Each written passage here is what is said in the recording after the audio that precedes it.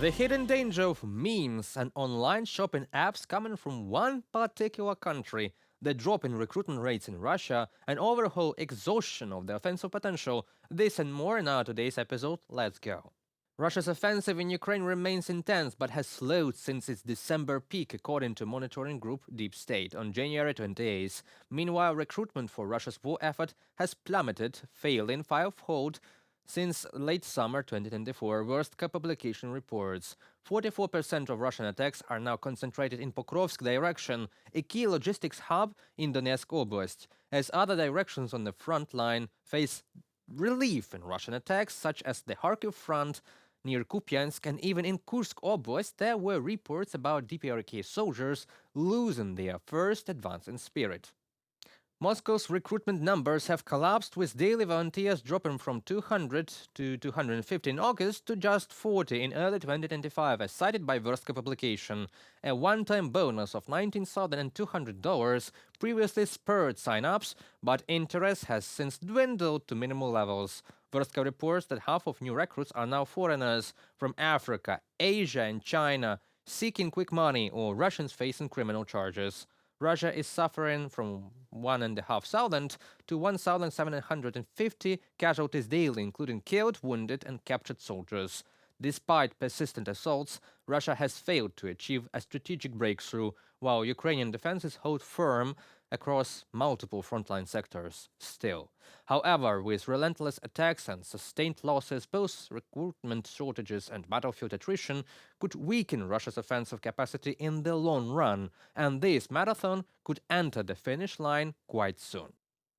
And the war continues. It is a harsh reminder that battles are fought in tactics and wars are waged in strategy. Russian advance on the front line is countered by numerous drone attacks on their rear, and any advance cannot continue endlessly. No matter how strong the occupier's army might seem, no force in the world can continue advancing all the time, and this gives time and possibility for asymmetrical response from those on the defense.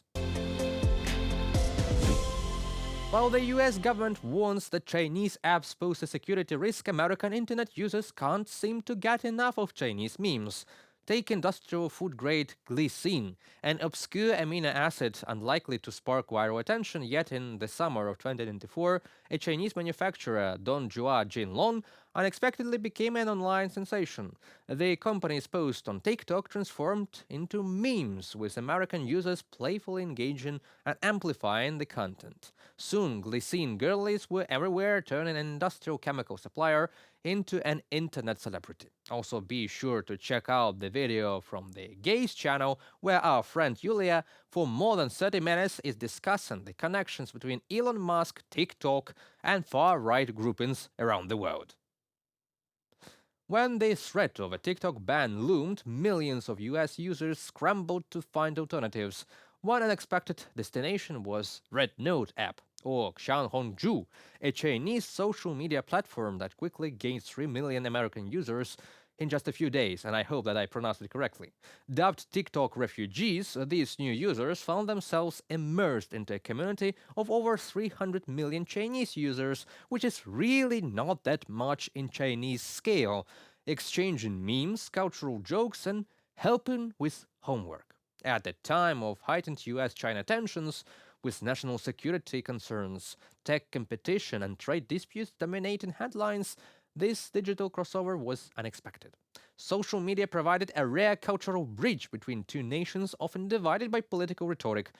Could memes be a form of soft diplomacy? Or this is just a way to steal personal data of Americans by the companies from the Oriental Empire? I think you have already guessed by now. I've also found an interesting article by Diana Rinaldo about the risks beyond TikTok, just like Temu Marketplace. I'll leave a link to it in the description, but here's the summary now. Temu's parent company, PDD Holdings, remains deeply tied to China despite relocating to Ireland. Legal experts warn that Chinese intelligence laws could compel Temu to share their user data with Beijing, just like allegations about TikTok released earlier. Research suggests that PDD Holdings has connections to People's Data, a state-linked entity that aids the CPP's control over information. or the Chinese party. Beyond surveillance, some experts fear that Temu could be used to create a massive botnet of compromised devices capable of cyber attacks or even disabling millions of American smartphones at Beijing's command at once. Temu's app functions as both a shopping platform and a data collection tool, tracking users far beyond typical e-commerce needs. The app engages users with gamified incentives, but cybersecurity firms warn it contains hidden spyware-like functions. A class action lawsuit alleges that it runs malware on user devices, accessing emails, messages, GPS data, and even cameras and microphones. Like its sister app Pinduoduo, which was banned from Google Play for security concerns, Temu may be exploiting user data to fuel its advertising business while putting consumer privacy at risk. So I leave it for you to think and decide if everything that glitters is gold, or could it be a hidden spyware aimed at capturing your life?